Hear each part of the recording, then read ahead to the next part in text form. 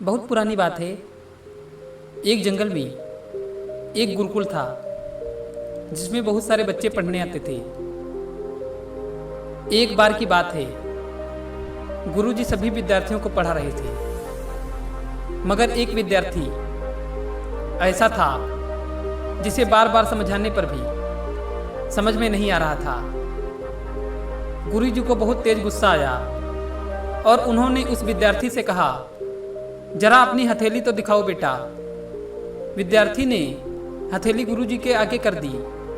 हथेली देखकर गुरुजी बोले, बेटा तुम घर चले जाओ, आश्रम में रहकर अपना समय व्यर्थ मत करो, तुम्हारे भाग्य में विद्या नहीं है। शिष्य ने पूछा, क्यों गुरुजी?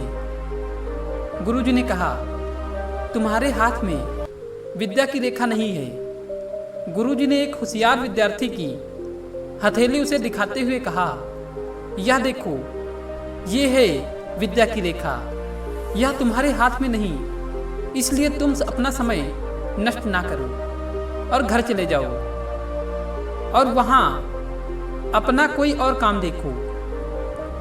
यह सुनने के बाद उस विद्यार्थी ने अपने जेब से एक चाकू निकाला, जिसका प्रयोग वह हर रोज सुबह अपनी दातून काटने के लिए करता था। उस चाकू से उसने अपनी हाथ में एक गहरी लकीर बना दी। हाथ से खून बहने लगा। तब वह गुरुजी से बोला, मैंने अपने हाथों में विद्या की रेखा बना ली है गुरुजी। यह देखकर गुरुजी द्रवित हो गए और उन्होंने उस विद्यार्थी को गले से लगा लिया। गुरुजी बोले, बेटा तुम्हें विद्या सीखने से कोई नहीं रोक सकता।